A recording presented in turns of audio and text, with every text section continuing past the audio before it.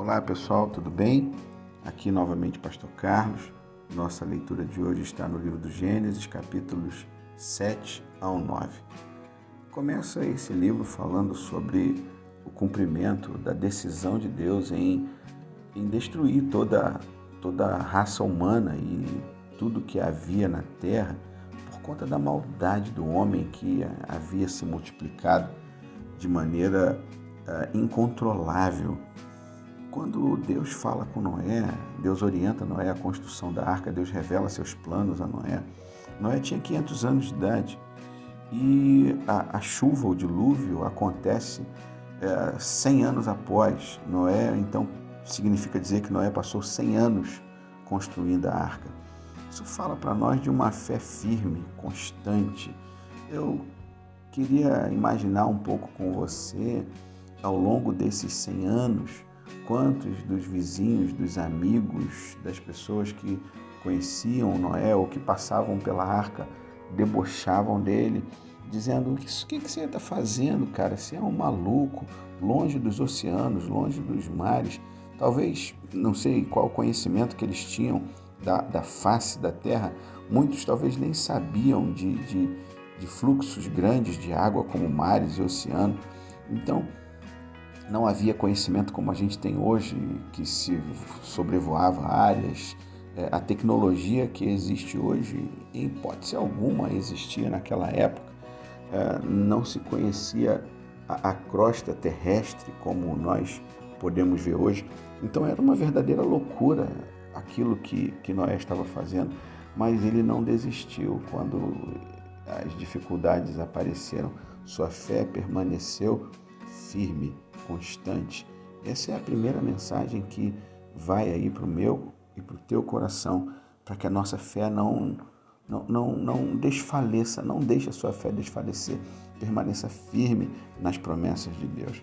E no capítulo 8, as águas vêm e ainda no capítulo 7, na verdade, o dilúvio vem, enche toda a terra, e no capítulo 8 ela começa então a diminuir, e Noé tem que enviar corvo, pomba, até que ele perceba então que a pomba vai e não volta mais. Então começou aí a água, ele percebe que a água está secando e logo em seguida a água baixa e a arca pousa logo em seguida, mas isso demora 150 dias. Imagina, 150 dias. A gente poderia explorar muito esse texto, que por 150 dias a família de Noé esteve presa, por assim dizer, dentro de uma arca, limitada no seu conforto, limitada na sua condição de se mover, com uma quantidade enorme de animais, grandes, pequenos, aves. Você imagina que loucura! E eles tinham que jogar, os animais estavam comendo, eles tiveram que levar muita comida para dentro da arca.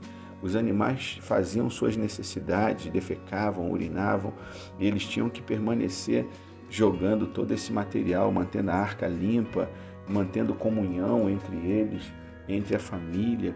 Você imagina a dificuldade, mas isso foi possível, isso eles conseguiram.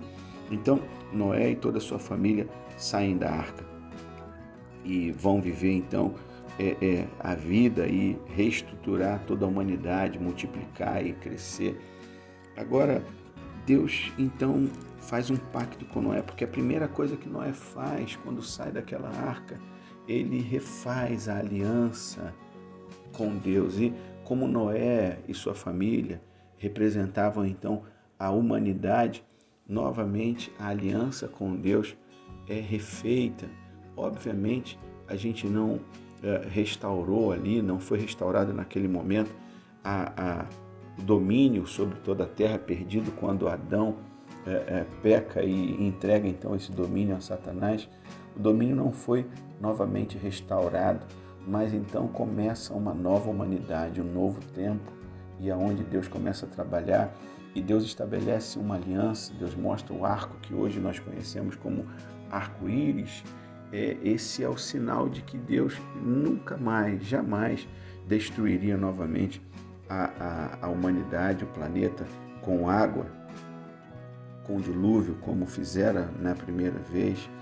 Então, Noé se vê então realiançado e refaz essa aliança entre o homem, entre a humanidade e Deus. Mas Noé então planta uma vinha, e aqui eu quero seguir já para a conclusão. Noé planta uma vinha, a partir dessa vinha, as uvas que ele colhe, ele prepara o suco de uva, que se torna então em vinho, fermenta, se torna em vinho. Noé então embriagado, vai para sua tenda e fica nu, e seu filho Cã, quando o vê nu, ele não protege, não guarda a nudez de seu pai, ele expõe a nudez de seu pai, e por conta dele expor essa nudez, ele é então amaldiçoado quando seu pai desperta. Isso é um princípio para nós. Como a gente precisa pensar nesse princípio. A vida das outras pessoas não deve necessariamente fazer parte das nossas rodas de conversa, porque normalmente quando a gente fala, não é raro que pessoas comentem sobre os erros ou a nudez do outro, do irmão. E eu acho que isso precisa falar ao nosso coração, de todos nós, para que a nudez do nosso irmão não seja exposta por nós. Não seja eu, não seja você que me ouve, que vai expor a nudez do seu irmão ou do nosso irmão. Isso precisa ser guardado. Não é que a gente vai guardar o segredo da vida de alguém, ou omitir, ou esconder, ou colocar terra por cima, como costuma dizer o gato, mas Deus há de julgar a todos. Deus há de julgar as sementes que plantamos, sementes boas e sementes más. Isso a gente precisa deixar nas mãos de Deus. Ele sabe exatamente como fazer, Ele sabe como tratar cada um dos nossos erros, Ele sabe nos restaurar, Ele sabe falar, Ele sabe tratar quando nós nos arrependemos, quando nós falhamos. Ele entende as motivações pelas quais fazemos o que fazemos, sejam coisas boas, sejam coisas ruins, sejam sementes boas, sejam sementes más. Permita que Deus seja o nosso juiz. Ele sabe julgar com amor, sabe julgar com carinho, porque da mesma maneira que nós medimos, nós seremos medidos. Da mesma maneira que nós julgamos, nós seremos julgados. É o que diz a palavra.